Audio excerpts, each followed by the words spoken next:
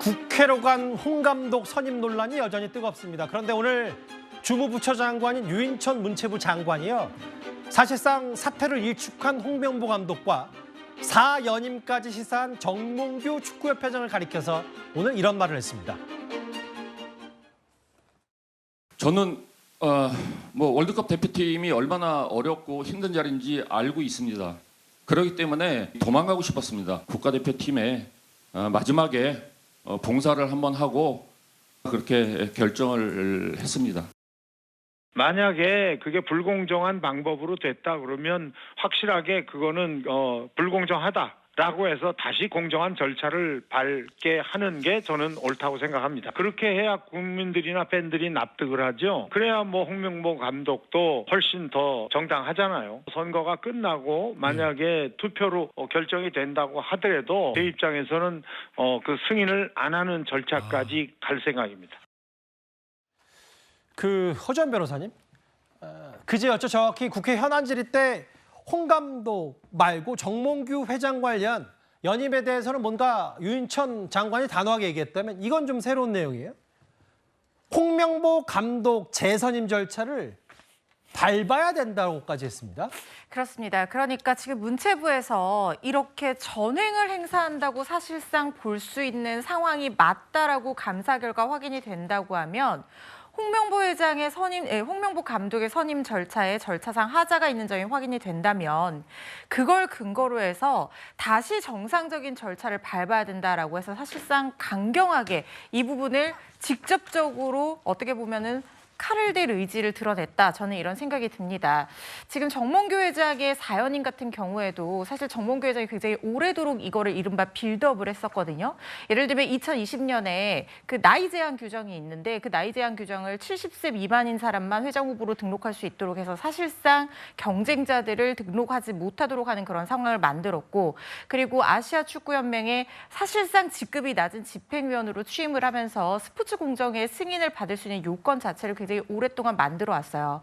그렇다고 하면 사실상 지금 스포츠 공정위의 이 구성을 대한체육회에서 추천으로 만들 수가 있고 이제 문체부와 협의를 해야 된다고 규정이 되어 있는데 어쨌든 지금 정몽규 회장에게 유리한 인사로 치여서 사실상 정몽규 회장이 계속해서 중심으로 회장을 할 수 있는 그런 환경을 만든 것이고, 그리고 정몽규 회장이 이른바 밀고 있다는 의혹을 받는 홍명보 감독이 정상적인 절차를 거쳐서 선임이 된 것이 아니다라고 한다면 이 부분도 같이 문제가 될 수 있는 것인데, 지금 어쨌든 정몽규 회장이 4연임을 하게 되고 정몽규 회장이 밀고 있는 홍명보 감독이 하자가 있는 절차를 통해서 감독이 돼서 계속해서 한다고 하면 사실상 축구협회의 사유화가 이루어지는 상황이라고 문체부에서 판단을 한 거라는 생각이 들고요. 유인천 장관이 이 부분을 한번 들여다보겠다. 그리고 만약에 할 수 있는 권한이 있다면 문체부에서 모든 권한을 사용해서 이 부분에 대한 제동을 걸겠다라는 의사표시를 한 것으로 보입니다. 허 변호사님 말씀 하나만 더요. 그러니까 단기적으로 지금 이렇게 만약에 홍명보 감독의 선임 절차를 다시 밟는 게 단기적으로는 월드컵을 준비하는 대표팀에 꽤 혼란스러울 텐데, 근데 이렇게 많은 구설이 있으면 그게 장기적으로 더 안 좋은 거니까 홍 감독 리더십을 위해서라도 다시 뽑히더라도 뭔가 절차를 다시 밟아야 된다. 사실상 지금 문체부에서도 그렇고 축구 팬들의 시각도 그렇고 한 번은 짚고 문제를 해결하고 넘어가야지 대한축구협회의 지금 상황이나 지금 월드컵이 문제가 아니라 한국 축구가 새롭게 다시 발돋움할 수 있는 계기가 된다고 생각하는 어떤 공감대가 형성이 되어 있잖아요. 사실 이 부분에 대해서 축구계 내부의 인사라든가 박문석 위원이라든가 다들 공감하고 있는 부분이지만 지금 집행부와 임원들만 공감을 하지 못한다는 지적이 계속해서 현안 질의에도 나왔었고 바로 그 부분 때문에 장기적인 관점에서 단기적인 손실을 감수하더라도 이 부분 짚고 넘어가겠다는 의지로 보입니다. 최진봉 교수님, 그런데 화면을 같이 만나보실까요?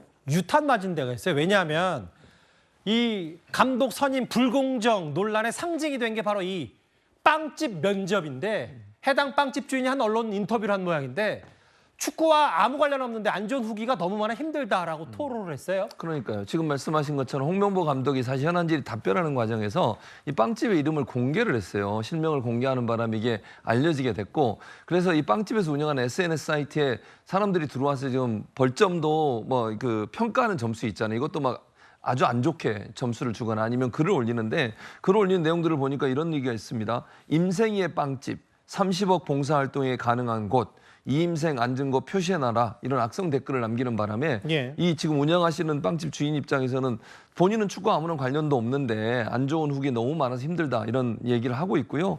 홍명보와 특별한 이해관계도 전혀 없고 축구계와 관련 없이 장소로 이용된 것이라고 얘기를 하고 있는데 이게 또 왜 논란이 됐냐면 예. 이임생 이사가 이날 답변하면서 또 그런 얘기를 했어요. 밤 11시라 문을 다 닫았는데 홍명보 감독의 지인이라 문을 열어줬다 이 얘기를 했거든요. 이러다 보니까 마치 빵집이 홍명보 감독과 뭐 어떤 관계인지 잘 모르겠는데 그러니까 선임도 특혜고 빵집 오픈도 특혜냐 막 뭐 이러더라고요. 그런 얘기까지 예. 나와요. 그러니까 이거는 사실은 설령은 아무 잘못이 없는 이 자영업자에게 어려움을 주는 거니까 이런 건 좀 자제했으면 좋겠고요. 이런 일 때문에 홍명보 감독이나 이임생 이사에 대해서 뭐 비판할 수 있지만 거기 만나는 장소를 제공했다는 이유만으로 이 빵집 이런 또 테러라고 제가 표현할 수도 있을 것 같은데 이런 일을 당하는 것은 타당하지 않다고 생각합니다.